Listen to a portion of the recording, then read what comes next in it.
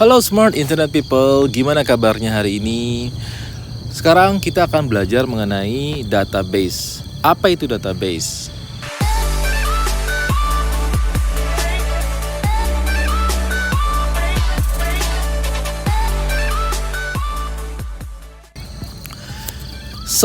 Database adalah sebuah sistem aplikasi yang digunakan untuk menyimpan atau menampung data dari macam-macam lah, dari berbagai aplikasi, dari berbagai inputan, dan data ini dikelola dan diolah oleh satu sistem aplikasi software lainnya untuk digunakan dan dimanipulasi sehingga hasilnya nanti ditampilkan di layar user. Nah, sekarang Anda mungkin bingung nih, database itu lalu bentukannya seperti apa? Dan contoh aplikasinya seperti apa? Comparisonnya seperti apa? Sama seperti web server yang kemarin, perasaan kucing itu udah saya kasih makan tapi balik lagi. Jadi seperti apa comparisonnya saya akan gambarkan.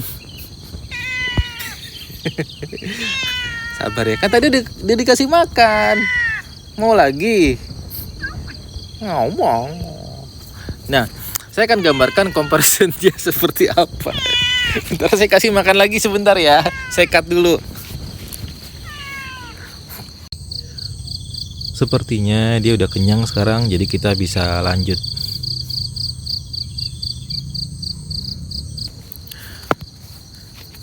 Tadi sampai di mana ya?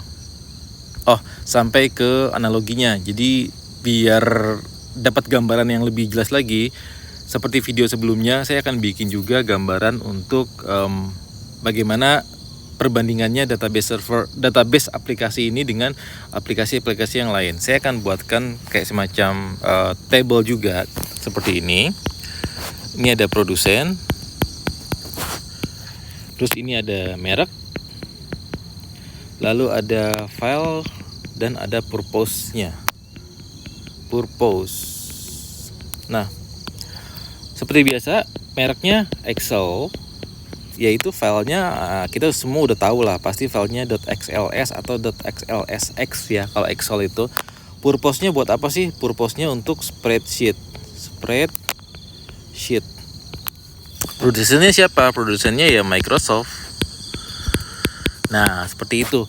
Sekarang database seperti apa? Database contohnya adalah database-nya itu misalnya MySQL ya, MySQL.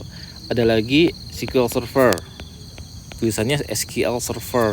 Ada lagi misalnya Oracle. Ada lagi MongoDB, dan banyak yang dikategorikan sebagai database. Filenya apa? Biasanya filenya adalah .sql. Standarnya itu.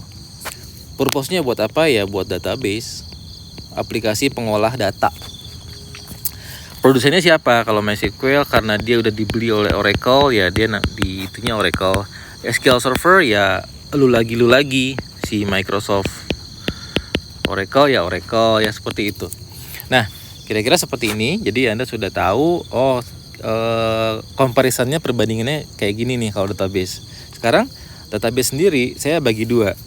Database itu saya bagi dua, yaitu ada namanya SQL dan NoSQL. Nah, SQL itu apa sih? Kalau misalnya teman-teman Smart Internet People juga pasti sering dengar yang namanya SQL atau istilah SQL disebutnya, yaitu singkatan sebenarnya dari Structured Query Language. Jadi bahasa query yang terstruktur. Kalau NoSQL apa? NoSQL itu bukan tidak SQL, tapi NoSQL itu adalah not only SQL ya. Jadi not only structured query language. Perbedaannya apa? Perbedaannya adalah secara gampangnya kalau SQL itu dia memiliki kayak semacam relational ya, antar table misalnya. Terus juga dia berupa kolom per kolom. Kalau NoSQL itu dia hanya berupa key dan value seperti itu. Tapi terlalu teknis ya. Ya udah nggak usah terlalu dalam dibahas. Intinya seperti ini, database dibagi dua, SQL dan NoSQL. Nah, penerapannya seperti apa? Penerapannya begini, cara kerjanya seperti ini. Misalnya kita nih user ya, menggunakan laptop atau komputer atau gadget, membuka satu halaman web.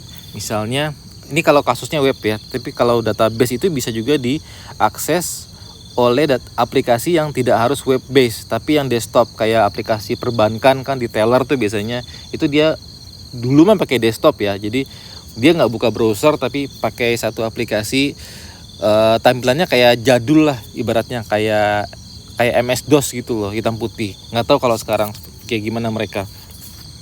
Misalnya user buka browser nih, dia ketikan misalnya cnn.com. Nah, lalu dari sini web servernya cnn.com dia akan menerima permintaan dari user tadi. Oh, ada user pengen buka cnn.com. Isinya apa? Isinya adalah berita dan kategori berita. Oke, kalau gitu si web server dia akan meminta lagi ke database server. Kenapa? Karena database server itu biasanya terpisah servernya, dan baiknya memang dipisah dengan web server. Jadi jangan disatuin. Kecuali kalau trafficnya kecil, ya bolehlah disatuin dalam satu mesin ya, dalam satu server. Tapi kalau udah gede, kayak sekelas cnn.com, detik.com, OLX dan sebagainya, itu udah pasti database servernya sendiri, terpisah dari web server. Misalnya ini DB server ya.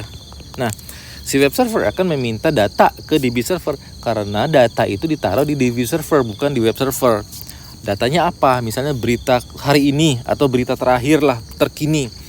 Nah, lalu DB server akan mengolah data itu dan menampilkan hasilnya.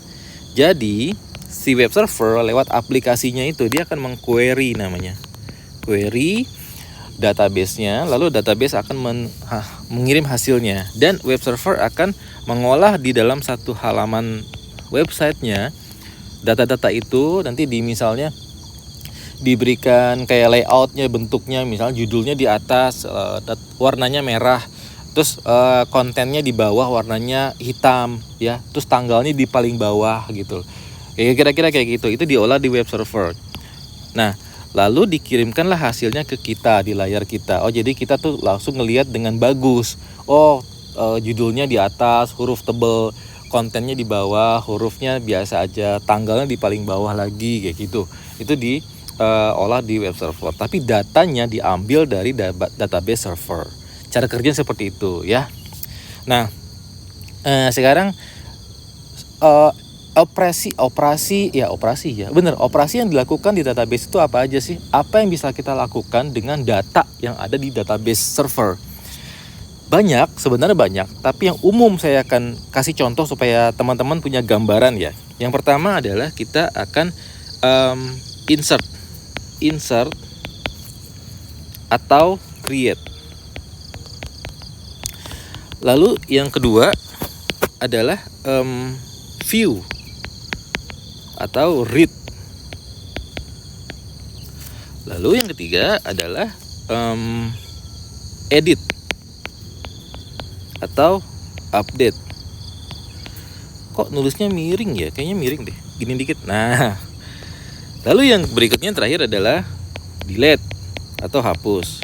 Nah, inilah operasi atau aktivitas deh yang biasa kita lakukan di database untuk mengolah atau memanipulasi data di database. Nah, contohnya apa? Contohnya mungkin Anda masih bingung ya. Oh, create itu apa, read itu apa, dan sebagainya. Oke, create contohnya begini. Ini kalau create ya. Contohnya adalah misalnya Anda buka detik.com ya. Lalu kan di situ di berita biasanya ada komentar. Anda ketik komentar, enter. Itu adalah create. Anda posting foto di Instagram, itu create. Anda post status di Facebook, itu adalah create.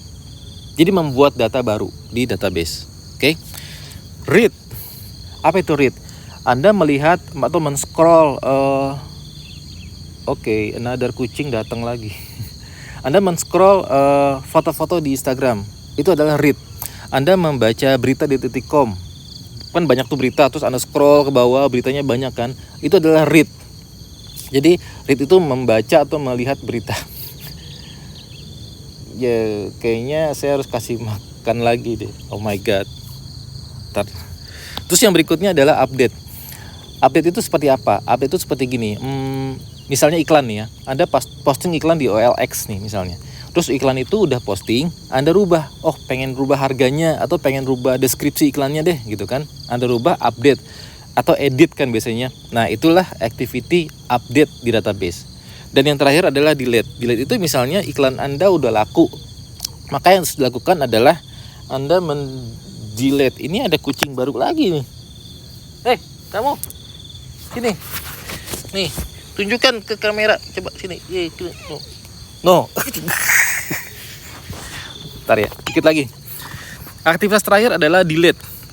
Delete itu misalnya iklan Anda udah laku, maka Anda ingin hapus iklan. Jadi Anda delete tuh, hapus iklannya. Nah, tapi delete ini bisa agak-agak rancu. Karena apa? Karena bisa diakalin dengan cara update. Update itu maksudnya gini, kita bisa bikin query ke database supaya iklan itu tampil hanya yang statusnya itu 1 misalnya. Jadi kolom status aktifnya itu 1 maka tampil. Kalau kolom status aktifnya itu 0 maka dia tidak tampil di layar user. Itu bisa diakalin. Jadi seolah-olah itu tuh kalau misalnya nggak tampil tuh bukan berarti permanen di delete di database-nya, tapi bisa jadi kita kita manipulasi dengan cara update gitu ya. Nah, prakteknya seperti apa sih? Yuk, nanti kita akan praktek bareng-bareng. Nanti saya akan ajarkan juga gimana caranya kita menggunakan database, kita belajar database bareng langsung di depan komputer. Tapi sekarang adalah pondasinya dulu seperti apa. Rada-rada nggak konsen sih. Seperti apa pondasinya seperti ini ya. Semoga teman-teman Smart Internet People semakin paham, semakin mudeng, dan nanti kita akan lanjut di video berikutnya. Saya akan bikin praktek langsung belajar database seperti apa, bikin database, bikin table, cara nge-create, cara nge-read, cara update, cara delete seperti apa. Sampai ketemu lagi. Kalau masih ada yang bingung silahkan tuliskan di kolom komentar. Saya akan coba bantu jawab. Kita ketemu lagi di video berikutnya. Salam.